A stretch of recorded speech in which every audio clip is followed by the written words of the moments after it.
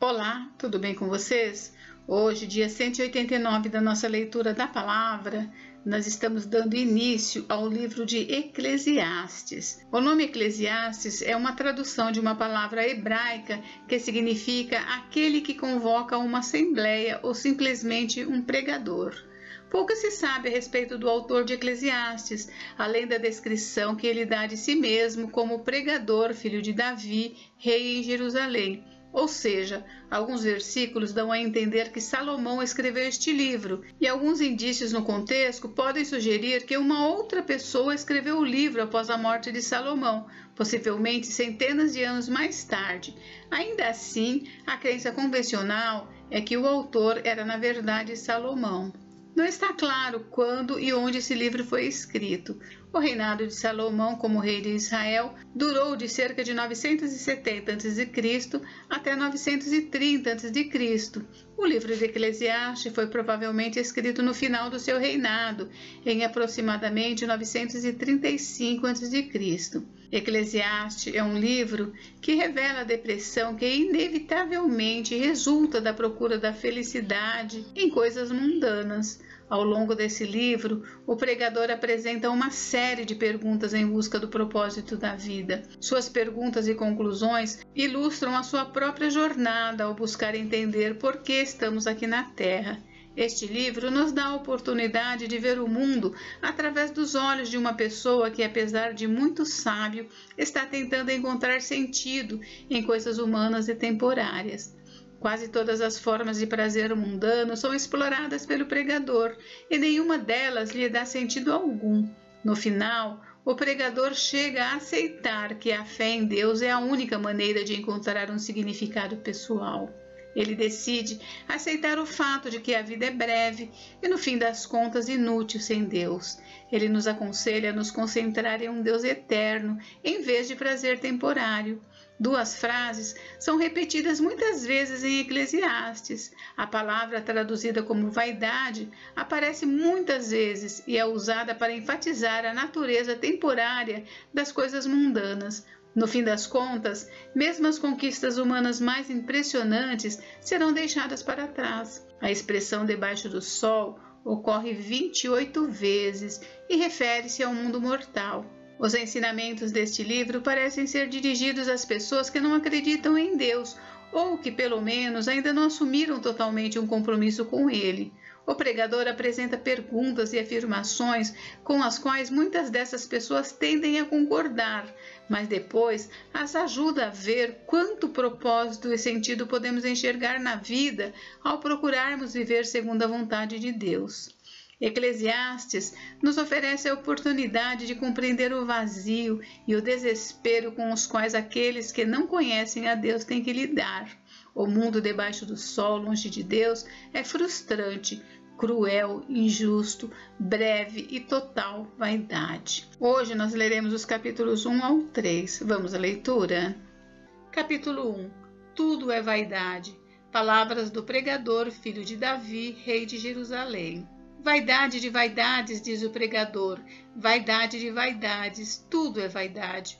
Que proveito alguém tem de todo o seu trabalho com que se afadiga debaixo do sol? Geração vai, geração vem, mas a terra permanece para sempre. O sol se levanta e o sol se põe e volta ao seu lugar onde nasce de novo. O vento vai para o sul e faz o seu giro para o norte, dá voltas e mais voltas e retorna aos seus circuitos. Todos os rios correm para o mar e o mar não se enche. Ao lugar para onde correm os rios, para lá eles voltam a correr. Todas as coisas são canseiras tais que ninguém as pode exprimir. Os olhos não se fartam de ver, nem os ouvidos se enchem de ouvir. O que foi é o que há de ser, e o que se fez, isso se tornará a fazer. Não há nada de novo debaixo do sol. Será que existe alguma coisa de que se possa dizer, veja, isto é novo? Não, já existiu em tempos passados, muito antes de nós. Já não há lembrança das coisas que se foram, e das coisas que ainda virão, também não haverá memória entre os que hão de vir depois delas. A experiência do pregador. Eu, o pregador, venho sendo rei de Israel em Jerusalém. Dediquei-me a investigar e a me informar com sabedoria a respeito de tudo o que se faz debaixo do céu, que enfadonho trabalho Deus impôs aos filhos dos homens, para com ele os afligir. Vi todas as obras que se fazem debaixo do sol, e eis que tudo é vaidade e correr atrás do vento. Aquilo que é torto não pode ser endireitado, e o que falta não pode ser contado. Eu disse a mim mesmo, eu me tornei importante e superei em sabedoria todos os que governaram em Jerusalém antes de mim. O meu coração tem tido larga experiência da sabedoria e do conhecimento. Assim, procurei conhecer a sabedoria e saber o que é a tolice e a falta de juízo, mas descobri que também isso é correr atrás do vento, porque na muita sabedoria há muito enfado, e quem aumenta o seu conhecimento, aumenta também a sua dor. Capítulo 2. A vaidade das riquezas. Eu disse a mim mesmo, vamos, prove a alegria, procure ser feliz, mas também isso era vaidade. Concluí que o riso é tolice e que a alegria não serve para nada. Resolvi no meu coração entregar-me ao vinho, sem deixar de me guiar pela sabedoria e de me apoderar da loucura, até descobrir o que de bom os filhos dos homens poderiam fazer debaixo do céu durante os poucos dias da sua vida. Empreendi grandes obras, construí casas e plantei vinhas para mim. Fiz jardins e pomares para mim, e neles plantei árvores frutíferas de toda espécie. Fiz para mim tanques de águas, para com eles regar o bosque em que reverdeciam as árvores. Comprei escravos e escravas, e tive escravos que nasceram em minha casa. Também tive bois e ovelhas, mais do que tiveram todos os que viveram em Jerusalém antes de mim. Amontoei também para mim prata e ouro, e tesouros de reis e de províncias. Provi-me de cantores e cantoras, e das delícias dos filhos dos homens, mulheres e mais mulheres. Eu me tornei importante e superei todos os que viveram antes de mim em Jerusalém, e a minha sabedoria nunca me abandonou. Tudo aquilo que os meus olhos desejaram, eu não lhes neguei, nem privei o meu coração de alegria alguma, pois eu me alegrava com todas as minhas fadigas, e isso era recompensa por todas elas. Considerei todas as obras que as minhas mãos fizeram, e também o trabalho que eu com fadigas havia feito, e eis que tudo era vaidade e correr atrás do vento, e nenhum proveito havia debaixo do sol. A vaidade da sabedoria. Então, passei a refletir sobre a sabedoria, a tolice e a falta de juízo. O que poderá fazer o sucessor do rei, o mesmo que outros já fizeram? Então vi que a sabedoria é mais proveitosa do que a falta de juízo, assim como a luz traz mais proveito do que as trevas. O sábio tem os seus olhos bem abertos, enquanto o tolo anda em trevas.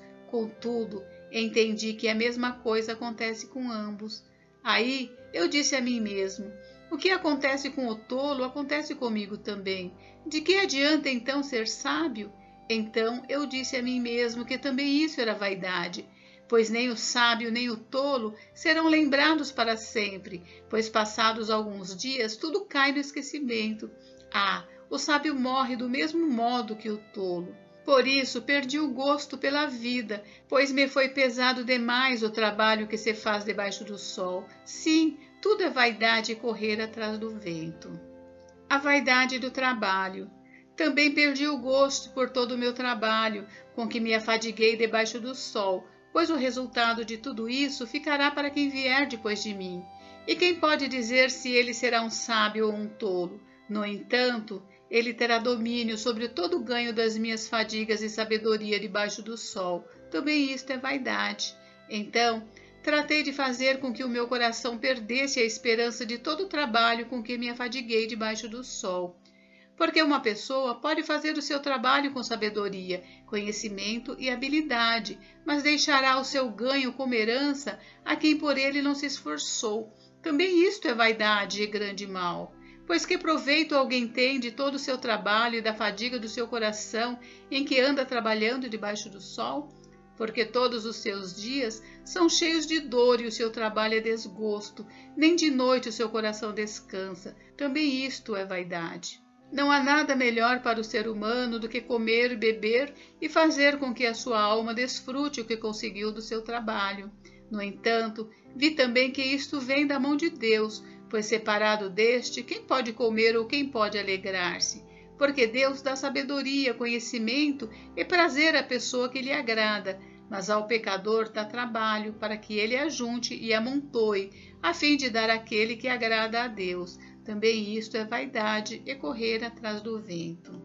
Capítulo 3. Tempo para tudo. Tudo tem o seu tempo determinado, e há tempo para todo propósito debaixo do céu.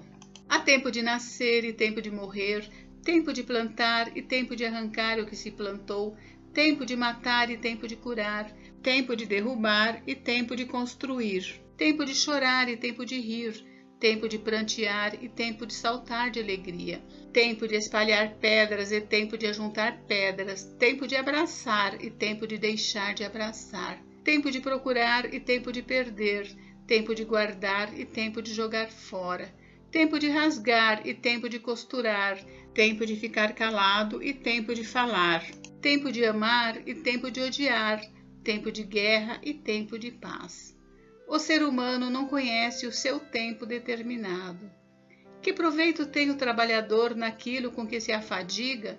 Vi o trabalho que Deus impôs aos filhos dos homens para com ele os afligir. Deus fez tudo formoso no seu devido tempo. Também pôs a eternidade no coração do ser humano, sem que este possa descobrir as obras que Deus fez desde o princípio até o fim. Sei que não há nada melhor para o ser humano do que alegrar-se e aproveitar a vida ao máximo.